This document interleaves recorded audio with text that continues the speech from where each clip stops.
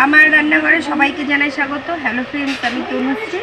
আশা করি তোমরা ভালোই আছো। তোমাদের ভালোবাসায় আমিও ভালো আছি। আজকে আবার একটা রেসিপি নিয়ে হাজির হয়ে গেছি। থালিতে দেখতেই পাচ্ছ কুমড়ো, আলু, আবার এদিকে আমি মাছের মাথাও নিয়ে নিয়েছি, তাও আবার ইলিশ মাছের মাথা।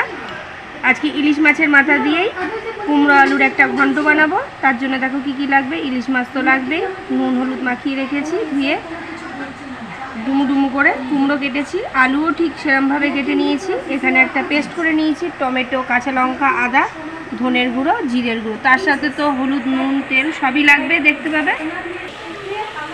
গ্যাস অন করে খালি কড়াই বসিয়ে দিয়েছি। খালি কড়াই গরম হয়ে গেছে, কড়াইতে দিয়ে দিলাম সরষের তেল। তেলটা গরম হওয়ার জন্য একটু সময় নেব। তেল গরম হয়ে গেছে,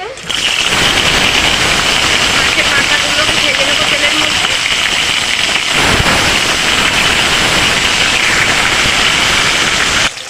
মাথাটাকে লাল লাল করে ভেজে নিয়েছি, তুলে নেবো এবার। মাছ ভাজা তেলের মধ্যে আলুগুলোকে ভেজে নেব।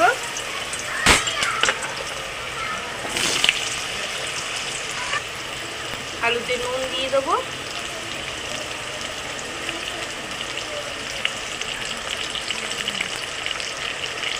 ব্যাস। নুন হলুদ দিয়ে আলুটাকে ভেজে নেবো লাল লাল করে।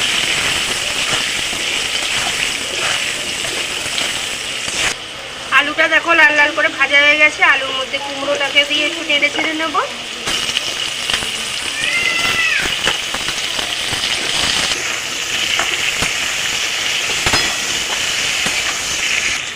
আলু আর কুমড়োটা ভাজা হয়ে গেছে, আলু কুমড়োটাকে নামিয়ে নেব।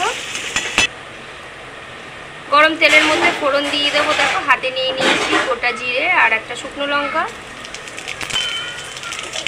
নেড়ে চেড়ে ফোড়নটাকে ভেজে নেব।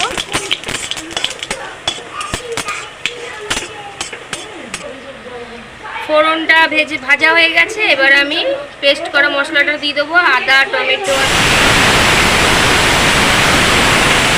তার মধ্যে নুন দিয়ে দেবো। নেড়ে ছেড়ে মশলাটাকে ভালো করে কষিয়ে নেব। টমেটোটা দেখো ভাজা হয়ে গেছে। টমেটো, আদা, কাঁচা লঙ্কা যে পেস্টটা, কাঁচা গন্ধও টমেটো চলে গেছে। এবার পুরো মশলা দেব। জিরের গুঁড়ো, ধনের গুঁড়ো, হলুদ, অল্প একটু জল। মশলাটাকে ভালো করে কষিয়ে নেব।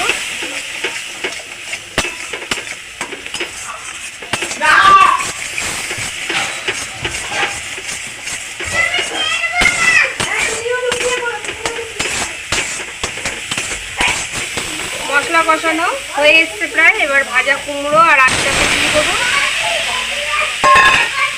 দিয়ে ভালো করে কষিয়ে নেব। আমি কিন্তু আজকে এক ফোঁটাও লঙ্কার গুঁড়ো ব্যবহার করিনি, কাঁচা লঙ্কা দিয়ে রান্নাটা করছি।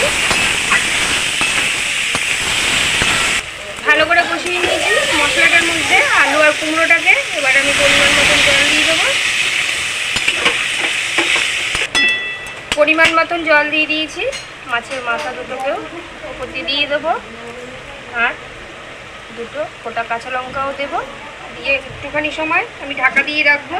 আমি তো দেখলেই ভাজা করার সময় আমি নুন দিয়েছিলামই স্বাদ মতন মোটামুটি। এখন আর আমি নুন দেবো না, এরকমভাবে ঢেকে রেখে দেবো। ঢাকনাটা আমি খুলেই দিয়েছিলাম। দেখো সমস্ত কুমড়ো আর আলু সেদ্ধ হয়ে গেছে। না একটুখানি আমি চিনিও দিয়ে দিলাম। ব্যাস, একটুখানি নাড়াচাড়া দিয়ে যেটুখানি জল আছে একটুখানি শুকিয়ে নেব।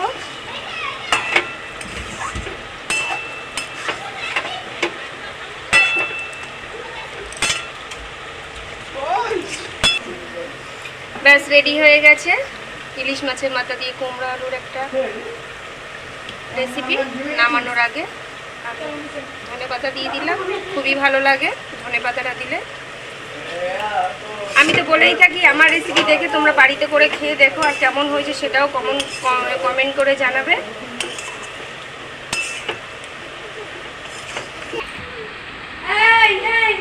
কুমড়ো আলু দিয়ে ইলিশ মাছের এই ঘন্টটা খুবই ভালো লাগে। গরম গরম ভাতের সাথে কিংবা রুটির সাথেও তোমরা খেতে পারো। আমি তো বলেই থাকি আবদার করে তোমাদের কাছে সব সময়, আমার রেসিপি দেখে তোমরা একদিন বাড়িতে করে খাও, আর এইভাবেই ভালোবাসা দিয়ে যেও, পাশে থেকে যেও, থেকে লাইক শেয়ার সাবস্ক্রাইব করে দেবে। ভালো থাকবে, সুস্থ থাকবে, থ্যাংক ইউ।